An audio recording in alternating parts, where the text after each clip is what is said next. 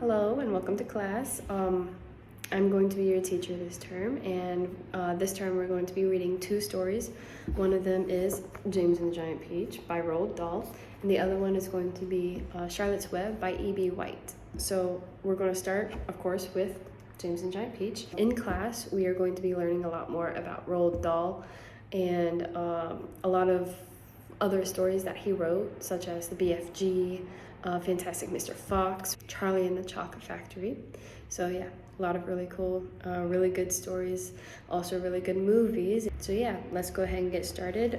James and the Giant Peach by Roald Dahl, Chapter 1. Until he was 4 years old, James Henry Trotter had had a happy life. He lived peacefully with his mother and father in a beautiful house beside the sea. There were always plenty of other children for him to play with, and there was a sandy beach for him to run about on, and the ocean to paddle in. It was the perfect life for a small boy. Then, one day, James's mother and father went to London to do some shopping, and there a terrible thing happened.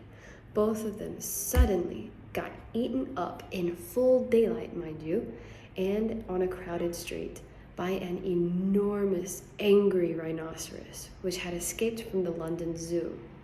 Now, this, as you can well imagine, was a rather nasty experience for two such gentle parents, but in the long run, it was far nastier for James than it was for them. Their troubles were all over in a jiffy. They were dead and gone in 35 seconds flat. Poor James, on the other hand, was still very much alive, and all at once he found himself alone and frightened in a vast, unfriendly world. And the little boy, carrying nothing but a small suitcase containing a pair of pajamas and a toothbrush, was sent away to live with his two aunts. Their names were Aunt Sponge and Aunt Spiker. And I am sorry to say that they were both really horrible people. They were selfish and lazy and cruel, and right from the beginning, they started beating poor James for almost no reason at all. They never called him by his real name, but always referred to him as "you disgusting little beast," or "you filthy nuisance," or "you miserable creature." And they certainly never gave him any toys to play with or any picture books to look at. His room was bare as a prison cell. They lived, Aunt Sponge and Aunt Spiker, and now James as well, in a queer ramshackle house on the top of a hill in the south of England. The hill was so high that from almost anywhere in the garden, James could look down and see for miles and miles across a marvelous landscape of woods and fields. And on a very clear day, if he looked in the right direction, he could see a tiny gray dot far away on the horizon, which was the house that he used to live in with his beloved mother and father. And just beyond that, he could see the ocean itself, a long, thin streak of blackish blue like a line of ink beneath the rim of the sky. But James was never allowed to go down off the top of that hill. Neither Aunt Sponge nor Aunt Spiker could ever be bothered to take him out herself, not even for a small walk or a picnic, and he certainly wasn't permitted to go alone. "The nasty little beast will only get into mischief if he goes out of the garden," Aunt Spiker had said, and terrible punishments were promised him, such as being locked up in the cellar with the rats for a week if he even so much as dared to climb over the fence.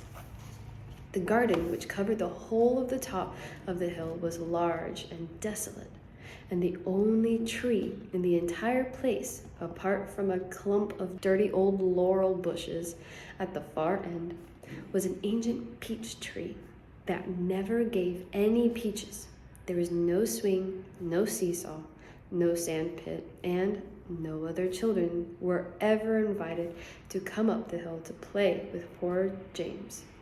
There wasn't so much as a dog or a cat around to keep him company, and as time went on, he became sadder and sadder, and more lonely. And he used to spend hours every day standing at the top of the garden, gazing wistfully at the lovely but forbidden world of woods and fields and oceans that had spread out below him like a magic carpet. After James Henry Trotter had been living with his aunts for 3 whole years, there came a morning when something rather peculiar happened to him.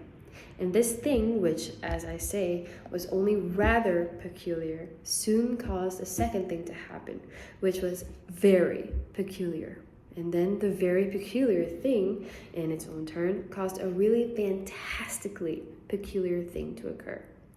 It all started on a blazing hot day in the middle of summer.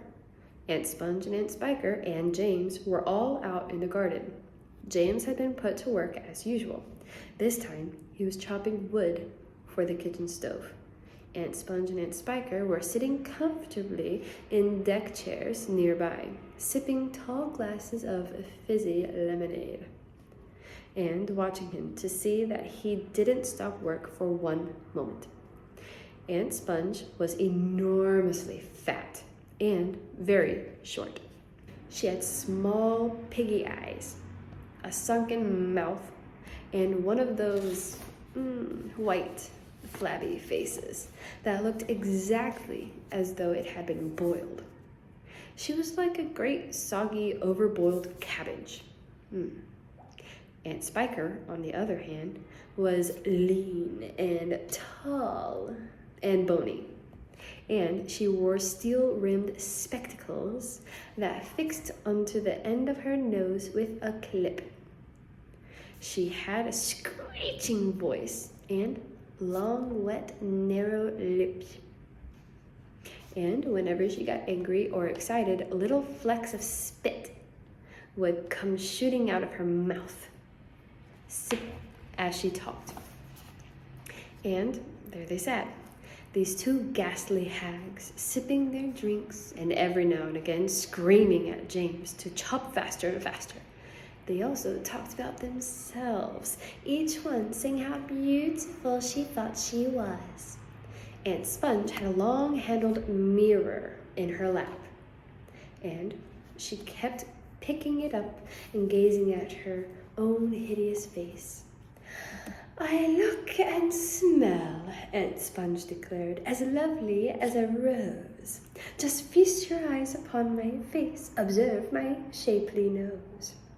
Behold my heavenly silky locks, and if I take off both my socks, you'll see my dainty toes. But don't forget," Aunt Spiker cried, "how much your tummy shows." Aunt Sponge went red. Aunt Spiker said, "My sweet, you cannot win. Behold my gorgeous curvy shape, my teeth, my charming grin. Oh, beauties me, how I adore my radiant looks, and please ignore the pimple on my chin. Oh, my dear old trout," Aunt Sponge cried out, "you're only bones and skin.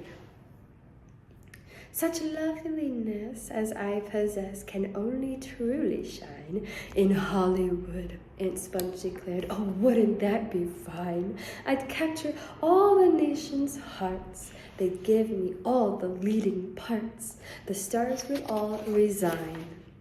"I think you'd make," Aunt Spiker said, "a lovely Frankenstein." Poor James was still slaving away at the chopping block. The heat was terrible. He was sweating all over. His arm was achy. The chopper was a large, blunt thing, far too heavy for a small boy to use. And as he worked, James began thinking about all the other children in the world and what they might be doing at this moment.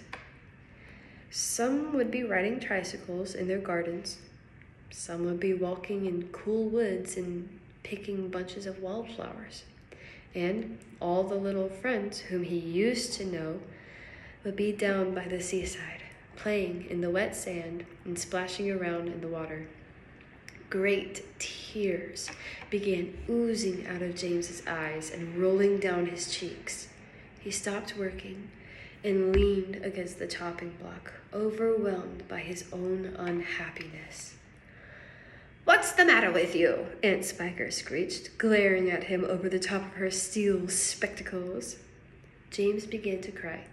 "Stop that immediately and get on with your work, you nasty little beast," Aunt Sponge ordered.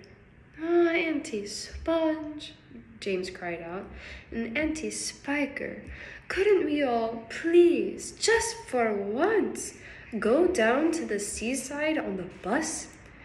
It isn't far, and I feel so hot and awful and lonely." "Why, you lazy, good-for-nothing brute," Aunt Spiker shouted. "Beat him!" cried Aunt Sponge. "I certainly will," Aunt Spiker snapped. She glared at James, and James looked back at her with large, frightened eyes. "I shall beat you later on in the day when I don't feel so hot," she said. "And now, get out of my sight, you disgusting little worm, and give me some peace." James turned and ran. He ran off as fast as he could to the far end of the garden, and he hid himself behind that clump of dirty old laurel bushes that we mentioned earlier on. Then he covered his face with his hands and began to cry. It was at this point that the first thing of all, the rather peculiar thing that led to so many other much more peculiar things, happened to him. For suddenly, just behind him, James heard a rustling of leaves, and he turned around and saw an old man in crazy dark green suit emerging from the bushes. He was a very small old man, but he had a huge bald head and a face that was covered all over with bristly black whiskers. He stopped when he was about 3 yards away, and he stood there leaning on his stick, staring hard at James. When he spoke, his voice was very slow and creaky. "Come closer to me, little boy," he said, beckoning to James with a finger. "Come right up close to me, and I will show you something wonderful." James was too frightened to move. The old man hobbled a step or two nearer, and then he put a hand into a pocket of his jacket and took out a small white paper bag. "You see this?" he whispered, waving the bag gently to and fro in front of James's face. "You know what this is, my dear? You know what's inside this little bag?" Then he came nearer still, leaning forward and pushing his face so close to James that James could feel the breath blowing on his cheeks.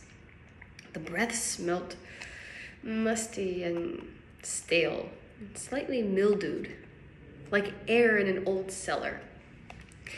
"Take a look, my dear," he said, opening the bag and tilting it toward James.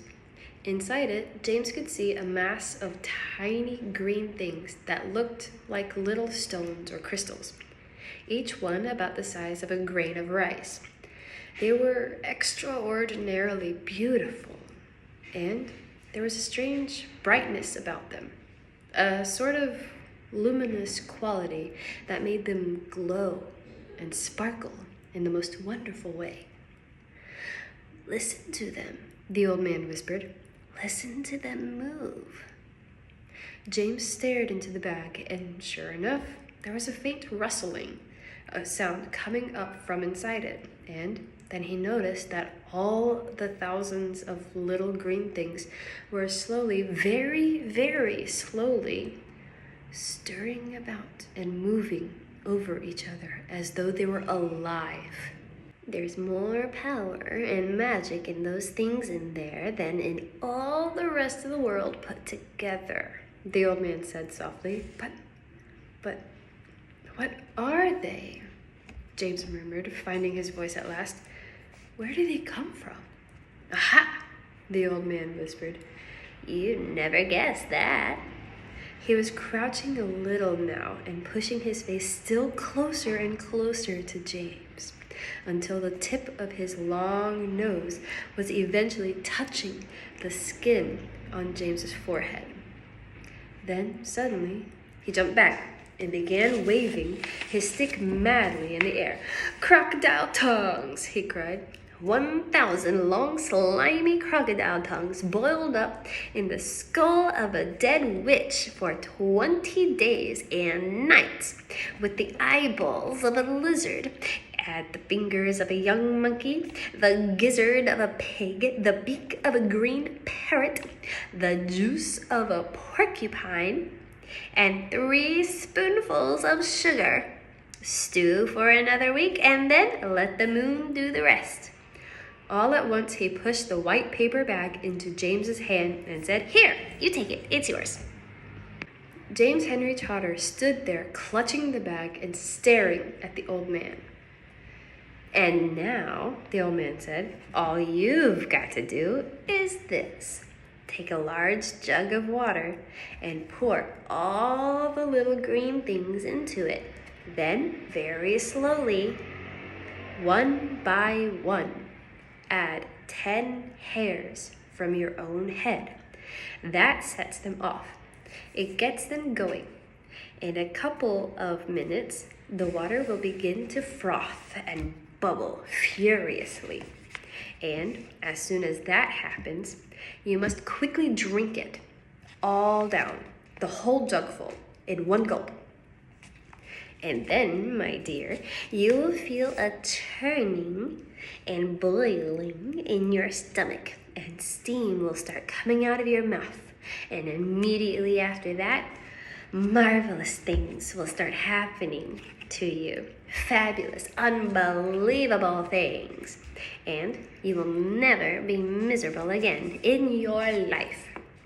Because you are miserable, aren't you? You needn't tell me. I know all about it. Now, off you go. Do exactly as I say. And don't whisper a word of this to those 2 horrible aunts of yours. Not a word. And don't let those green things in there get away from you either. Because if they do escape, then they will be working their magic upon somebody else instead of upon you. And that isn't what you want at all. Is it, my dear? Whoever they meet first, be it bug, insect, animal, or tree, that will be the one who gets all the full power of their magic. So hold that bag tight. Don't tear the paper. Off you go. Hurry up. Don't wait. Now's the time. Hurry. With that, the old man turned away and disappeared into the bushes. The next moment, James was running back toward the house as fast as he could go. He would do it all in the kitchen, he told himself. If only he could get in there without Aunt Sponge and Aunt Spiker seeing him. He was terribly excited. He flew through the long grass and the stinging nettles, not caring whether he got stung or not on his bare knees. And in the distance, he could see Aunt Sponge and Aunt Spiker sitting in their chairs with their backs toward him. He swerved away from them so as to go around the other side of the house, but then suddenly, just as he was passing underneath the old peach tree that stood in the middle of the garden, his foot slipped, and he fell flat on his face in the grass. The paper bag burst open as it hit the ground, and the thousands of tiny green things were scattered in all directions. James immediately picked himself up onto his hands and knees and started searching around for his precious treasures. But what was this? They were all sinking into the soil. He could actually see them wiggling and twisting as they burrowed their way downward into the hard earth, and at once he reached out a hand to pick some of them up before it was too late, but they disappeared right under his fingers. He went after some others, and the same thing happened. He began scrambling around frantically in an effort to catch hold of those that were left, but they were too quick for him. Each time, the tips of his fingers were just about to touch them. They vanished into the earth. And soon, in the space of only a few seconds, every single one of them had gone. James felt like crying. He would never get them back now. They were lost forever. But where had they gone to? And why in the world had they been so eager to push down into the earth like that? What were they after? There was nothing down there, nothing except the roots of the old peach tree and a whole lot of earthworms, centipedes, and insects living in the soil.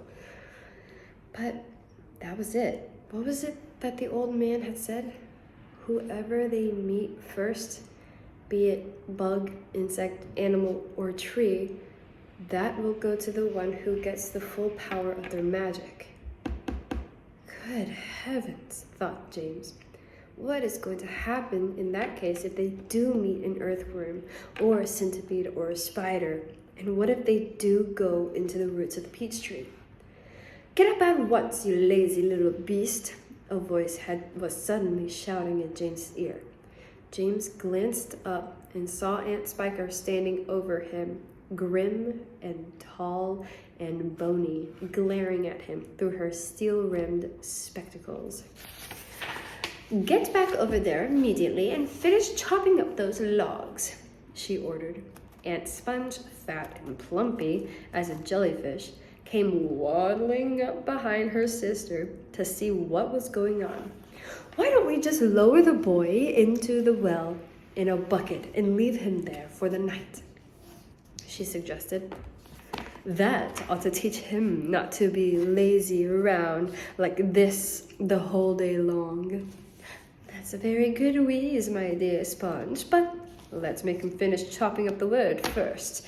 Be off with you at once, you hideous brat, and do some work. Slowly, sadly, poor James got up off the ground and went back to the woodpile. If only he hadn't slipped and fallen and dropped those precious bag. All hope of a happier life had gone completely now. Today and tomorrow and the next day and all the other days as well would be nothing but punishment and pain, unhappiness and despair. He picked up the chopper and was just about to start chopping away again when he heard a shout behind him that made him stop and turn. Sponge, Sponge, come here at once and look at this. At what? It's a peach, Aunt Spiker was shouting. A what? A peach, right up there in the highest branch. Can't you see? I think you must be mistaken, my dear Spiker. That miserable tree never has any peaches on it. There's one on it now, Sponge. You look for yourself. You're teasing me, Spiker. You're making my mouth water on purpose when there's nothing to put into it. Why, that tree's never had a blossom on it, let alone a peach. Right up in the highest branch, you say? I can't see a thing. Very funny, ha ha. Good gracious me. Well, I'll be blowed. There really is a peach up there. A nice big one, too, Aunt Spiker said. A beauty, Aunt Sponge cried out. At this point, James slowly put down his chopper and turned and looked across at the two women who were standing underneath the peach tree. Something is about to happen, he told himself. Something peculiar is about to happen at any moment. He hadn't the faintest idea what it might be, but he could feel it in his bones, that something was going to happen soon. He could feel it in the air around him, in the sudden stillness that had fallen upon the garden. James tiptoed a little closer to the tree. The ants were not talking now. They were just standing there, staring at the peach. There was not a sound anywhere, not even a breath of wind. And overhead, the sun blazed down upon them with a deep blue sky. It looks ripe to me, Aunt Spiker said, breaking the silence. Then why don't we eat it? Aunt Sponge suggested, licking her thick lips. We can have half each. Hey you, James, come over here at once and climb this tree. James came running over. I want you to pick that peach up there on the highest branch, Aunt Sponge went on. Can you see it? Yes, Auntie Sponge, I can see it. And don't you dare to eat any of it yourself. Your Aunt Spiker and I are going to have it between us right here and now. Half each. Get on up with you. Up you go. James crossed over to the tree trunk. Stop, Aunt Spiker said quickly. Hold everything. She was staring up into the branches with her mouth wide open and her eyes bulging as though she had seen a ghost. Look, she said. Look, Sponge, look. What's the matter with you? Aunt Sponge demanded. It's growing, Aunt Spiker cried. It's getting bigger and bigger. What is? The peach, of course. You're joking. Well, look for yourself. But my dear Spiker, that's perfectly ridiculous. That's impossible. That's... Now wait just a minute. No, that can't be right. No. Yes. Great Scott, the thing really is growing. It's nearly twice as big already, Aunt Spiker shouted. It can't be true. It is true. It must be a miracle. Watch it, watch it. I am watching it. Great heavens alive, Aunt Spiker yelled. I can actually see the thing bulging and swelling before my very eyes. The two women and the small boy stood absolutely still on the grass underneath the tree, gazing up at this extraordinary fruit. James's face was glowing with excitement. His eyes were as big and bright as two stars. He could see the peach swelling larger and larger, as clearly as if it were a balloon being blown up. In half a minute, it was the size of a melon. In another half a minute, it was twice as big again. Just look at it growing, Aunt Spiker cried. Will it ever stop? Aunt Sponge shouted, waving her fat arms and starting to dance around in circles. And now it was so big, it looked like an enormous butter-colored pumpkin dangling from the top of the tree. Get away from that tree trunk, you stupid boy, Aunt Spiker yelled. The slightest shake, and I'm sure it'll fall off. It must weigh 20 or 30 pounds at least. The branch that the peach was growing upon was beginning to bend over further and further because of the weight. Stand back, Aunt Sponge shouted. It's coming down. The branch is going to break. But the branch didn't break. It simply bent it over more and more as the peach got heavier and heavier. And still, it went on growing. In another minute, this mammoth fruit was as large and round and fat as Aunt Sponge herself, and probably just as heavy. It has to stop now, Aunt Spiker yelled. It can't go on forever. But it didn't stop. Soon, it was the size of a small car and reached halfway to the ground. Both ants were now hopping around and around the tree, clapping their hands and shouting all sorts of silly things in their excitement. Hallelujah, Aunt Spiker shouted. What a peach, what a peach. Terrifico, Aunt Sponge cried out. Magnifico, splendifico, and what a meal. It's still growing. I know. As for James, he was so spellbound by the whole thing that he could only stand and stare and murmur quietly to himself, Oh, isn't it beautiful? It's the most beautiful thing I've ever seen. Shut up, you little twerp, Aunt Spiker snapped, happening to overhear him. It's none of your business. That's right, Aunt Sponge declared. It's got nothing to do with you whatsoever. Keep out of it. Look, Aunt Spiker shouted. It's growing faster than ever now. It's speeding up. I see it, Spiker. I do. Bigger and bigger grew the peach. Bigger and bigger and bigger.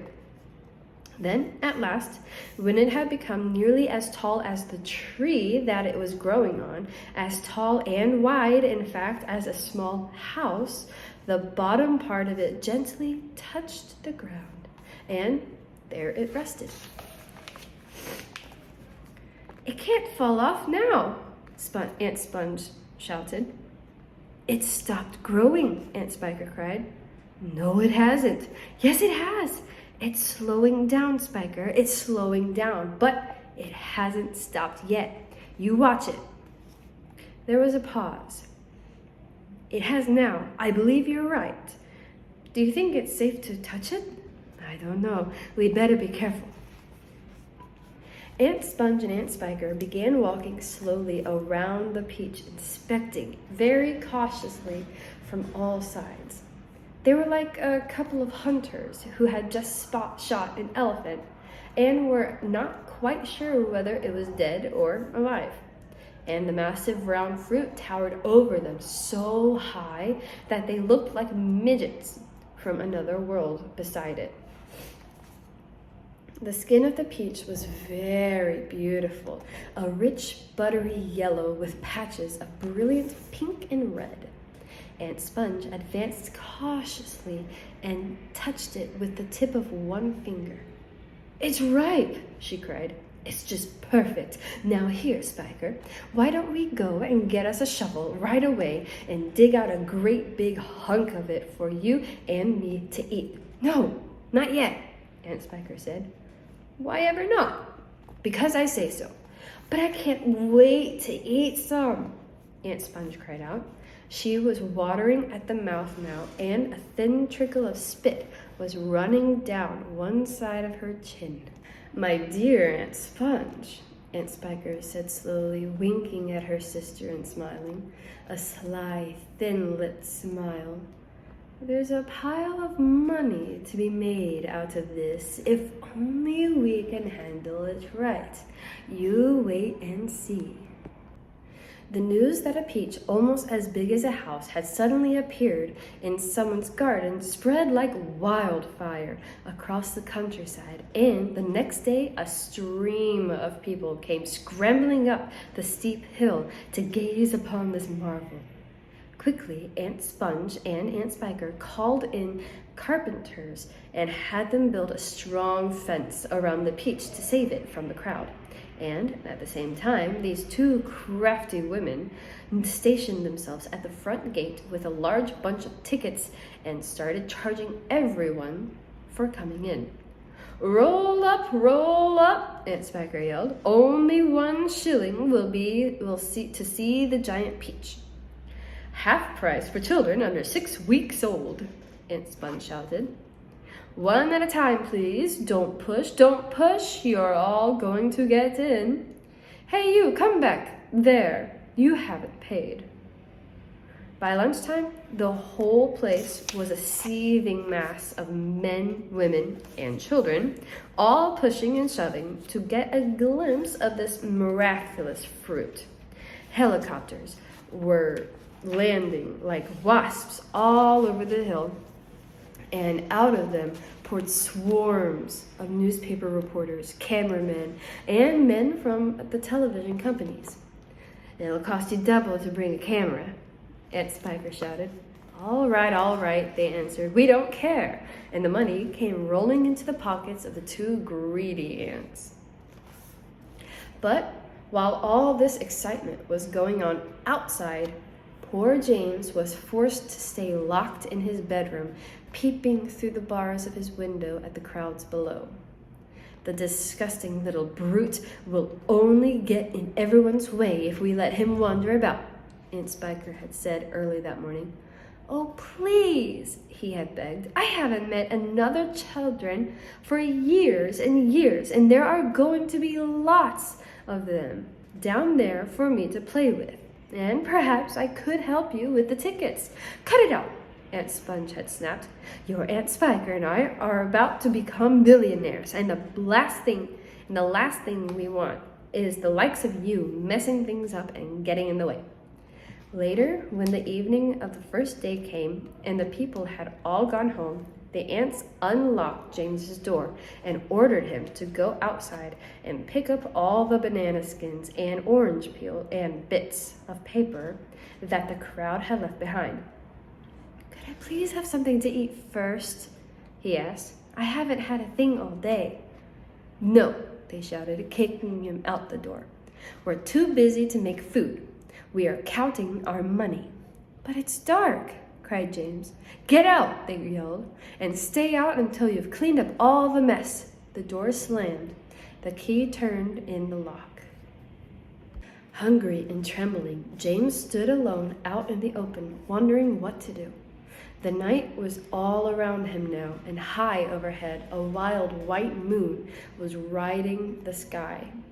There was not a sound, not a movement anywhere. Most people, and especially small children, were often quite scared of being out of doors alone in the moonlight. Everything is so deadly quiet, and the shadows are so long and black, and they keep turning into strange shapes that seem to move as you look at them. And the slightest little snap of a twig makes you jump. James felt exactly like that now. He stared straight ahead with large, frightened eyes, hardly daring to breathe. Not far away, in the middle of the garden, he could see the giant peach towering over everything else. Surely it was even bigger tonight than ever before. And what a dazzling sight it was. The moonlight was shining and glinting on its great curving sides, turning them into crystal and silver.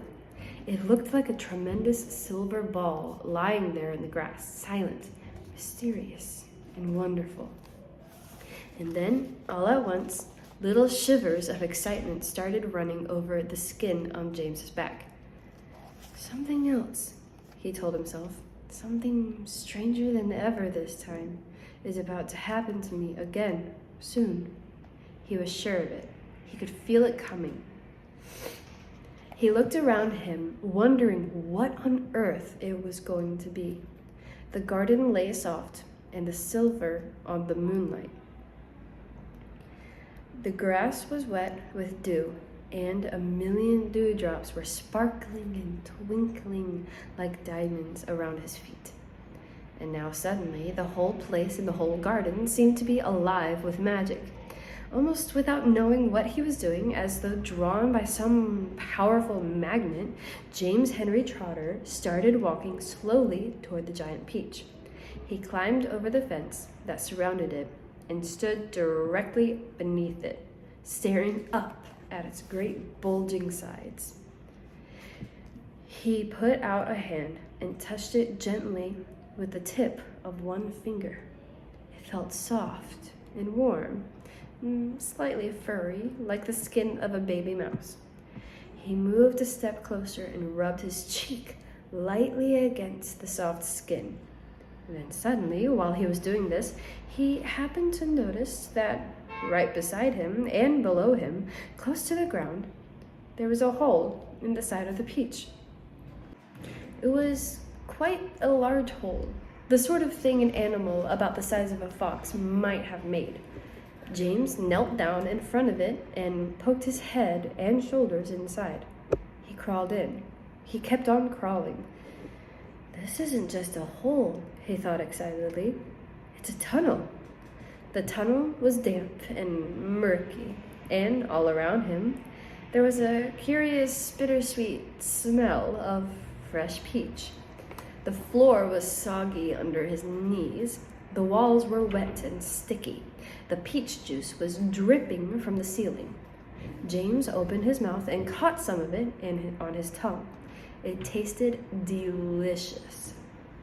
He was crawling uphill now, as though the tunnel were leading straight toward the very center of that gigantic fruit. Every few seconds he paused and took a bite out of the wall. The peach flesh was sweet and juicy and marvelously refreshing. He crawled on for several more yards, and then suddenly, bang! The top of his head bumped into something extremely hard, blocking his way. He glanced up.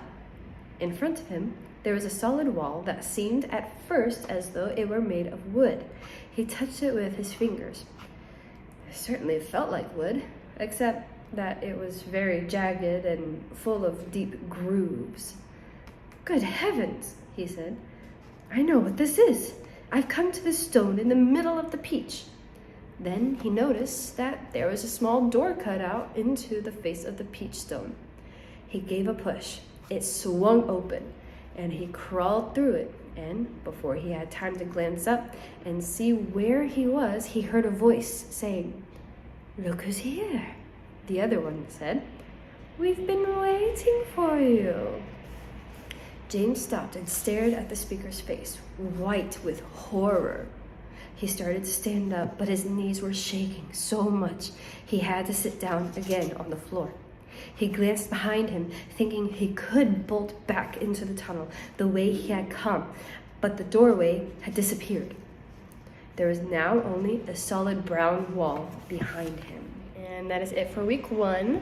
Come back for week 2.